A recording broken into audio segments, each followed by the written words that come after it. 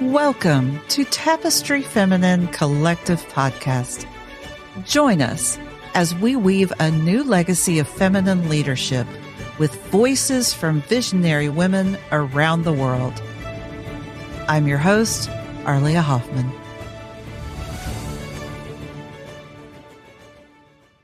Welcome back to Tapestry Feminine Collective Podcast. I'm Arlia, and I'm with Jacqueline Robinson, creative director and founder of Tapestry Feminine Collective. Jacqueline, I love our conversations. They get so deep. And we've been talking about what sisterhood is, what it is to create intentional community. And last time we talked about creating sacred space and how a woman can then really drop into her body, feel herself, just actually feel, because that's a lot of what our culture doesn't support. And I'm thinking that sounds really beautiful. Create this beautiful space, music, a welcoming vibe, a really sacred vibration. And I've seen time and time again, women are so intimidated by that. They get so uncomfortable in that environment because it's foreign to them. And even if they've experienced it before, every time, it's a layer of vulnerability to step into that space and trust the container. Yes, I have encountered that as well. I've encountered it over the years that we've been doing temple. I've seen both. I've seen the women who, following temple practice, say, I had no idea the depth of my need to be, first of all, in presence with herself as a space out of ordinary life, right? Which goes back to what we talked about, creating the space, to come into a space in some ways, much like when we're the bride, when we're younger. Really, it's a sacred event, a sacred space is being created. And the beauty of this year with Tapestry Feminine Collective is we're not only weaving an intimate, sacred space where we can let the guard down and be ourselves and commune, we're also creating some movement and ritual and practice of magic, additionally some teachings, and then a gorgeous evening, dinner, dancing, celebration, dress however you desire, gala, where we can really let it rip. Yeah. Women need this. I've also encountered women who, when they come into such a deep, intimate, sacred space, the response in the nervous system is so loud, so overwhelming, protective, that it undoes her completely. And going back to how I spoke about my first encounter with meeting you, my first temple practice,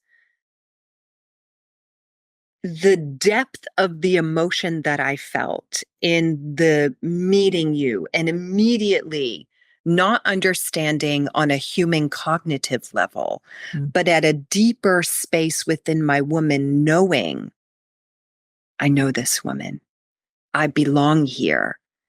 And I had to choose to have that experience, even though in my nervous system, I had no idea what was going on. In my nervous system, do I look ridiculous? Did I wear the right thing? Do these women think I'm crazy? Am I practicing deep enough? Am I allowed to move like this in front of others? Like, I had my own personal pieces of discomfort, and choosing to move from the discomfort into the courage that is partnered with, I need this. Yes. And even from a leadership perspective, I deal with all the same things. There is such an internal monologue inside us that it may never completely go away. Do I look ridiculous? Am I doing it right? Am I doing it well enough? Am I all of those internal questions does require to be able to witness those and not get swept away by those. When I was immersed in this training for days, I was throwing myself into the practice. I was happy to be there with every practice and every diving into the ceremony. And I would come out of those with a full on mental reaction. Mm. It was shame, it was disappointment, it was all sorts of emotions. And I began to understand that was what was being dislodged in me to be cleared. After a couple of days, I was like, okay, this is happening every time I leave ceremony. And that's because the whole inside is getting reorganized. Yes. And it takes the courage, that strength of the heart to say, I will do this. I will show up. And I'm going to be safe regardless of what happens. Yes. It requires the courage, and you said of the strength of the heart, and I agree with that. It is heart driven. And in the way we've been speaking about this, the space has been created now. And I want to use the analogy similar to the bride, but it's not obviously the same. But it's a day in a woman's life that is very sacred, where there is ceremony, where there is preparation, where there is major transformation. And this experience that Tapestry is holding in November has the very same elements. And so there is a sensation of coming into that. The courage that's required is heart driven and must then be executed through the will. And to me, the will is intimately connected to the womb. And so when those are in alignment, and the passion and the devotion and the opening of the heart is present, does not mean we won't feel the tenderness of exposure to something new and different within ourselves and within the communion of other women. It is exposing. Sometimes it feels like standing naked, and our collective history that is now in the consciousness, in the collective of what it is to be woman, immediately wants to clothe the nakedness. Yes. And get everything organized and orderly and presentable and, right, all just safe. And yet we crave and we need the nakedness and the exposure and the unraveling. And even, I'm going to say, the messiness. And by messiness, I don't mean a woman who has so much going on. She can't get ahead. She can't hold it. She doesn't know what to do. And so she's just a mess. I'm talking about a woman who walks her talk, lives her truth, understands when something comes up, what it is to heal it, what it is to let it go, what it is to change the dialogue, whatever is needed. I'm talking about this woman in relationship with family. Maybe her business is already established. And yet, there's an edge calling her to become more tender, more exposed, and she intuitively understands that sensation of messiness and unraveling is only unraveling and undoing what is not her and hers. That's right. And therefore, that vulnerability, to the ability, the desire, the willingness to get messy or allow that discomfort is the very process that builds our own power and our own strength. Yes. And our ability to connect with one another. We're not going to connect with each other through the monkey mind. No. It's going to be, particularly for women, through this open-hearted space where we are able to, it's not control, it's regulate our nervous system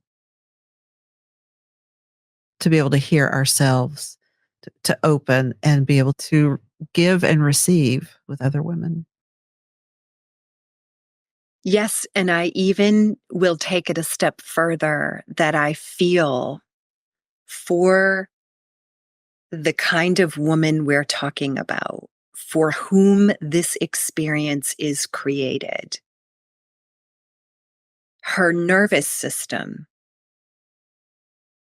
will thrive and become aligned with her power even more by putting herself in an experience that is unknown, that is outside of her everyday, ordinary reality. It's just like when we travel, it changes us. Now we're talking about physically traveling to a location where you're coming into this celebration and deepening and ripening and seasoning and expansion and richness of women. But you're also internally traveling into a space that's not your everyday life. Yeah. Joan Halifax calls those, you said edge, she calls those edge states, where you can feel that edge, that one side is contraction and staying small, and to be able to walk that edge or leap off that cliff or be able to enter the unknown off that edge is the key to everything. It's the key that leads you into your own greatness. Again and again. And as soon as we meet the edge, it moves, right? That's what we are as the feminine. And I'll bring us full circle with this. If you imagine being with your partner, your lover, your husband, your person that you're in intimate relationship with, and having a moment in lovemaking where the experience is not in your mind, but it's in your body. And sometimes it might be that it makes you weep because something you didn't know you felt, you suddenly feel in this intentional space that is created for this experience, in the being seen and known and loved. And what happens in that experience of lovemaking with our person is when these pieces are in the field, we begin to feel ourselves get deeper, open more, fill the space. Our pleasure begins to fill the space. And we often, whether it's a baby or something else, we are then in a state of being to conceive the next piece of creating our life. If we're in childbearing years, to conceive the child we've wanted. If we're in our older years, perhaps to conceive the next level of our business. Perhaps to just conceive more intimacy with ourselves and the women around us. But that's also what having the courage to step into the unknown, to take the risk, to meet the edge offers to us, is more of this woman in relationship with these women. And we deeply crave this, so much so that very few women even know or have touched how deep that need is. within Yes. us. Yeah. And as you were talking, I was thinking about that. The depth of that need is what, when we can recognize what it is, what helps us. It's the fuel for that courage and that vulnerability to say, my woman, as you say, my woman, my body, my spirit, my soul needs this. And there's the edge. And there's the edge. It's like the edge becomes the threshold. Okay, now are you going to step? And this part of our conversation is talking about the exposure, the vulnerability, the courage, and bringing something new into our nervous system to become comfortable in the presence of other women, deeply comfortable, so that we can open and experience the flow and the creative edge. And that is Joan of Arc. Has been with me, in me, lives in me for years, and it feels like lifetimes. I am not afraid. I was born to do this. Yes. We were born to do this as women. And I want to add here that the type of sacred space we're discussing that we've experienced together, that we're creating with Tapestry, is not pie in the sky. It's very real. It's very not pie in the sky. No, it's very real. It's very grounded. It is happening. And this type of community and sisterhood and deep feeling and communion, it doesn't happen by accident. We've talked about how it's intentional, but what I want to say is it doesn't happen anywhere.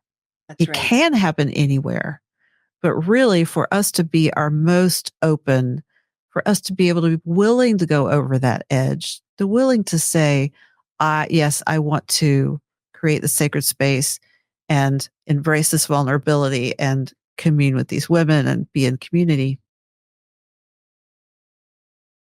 It takes a sacred space, sacred, trusted container. Yes. That's essential for any of us to feel safe enough to let down our guard, to let down our masks. And I'll say that's one of my whole callings in life, is to create that sacred container where women do feel safe.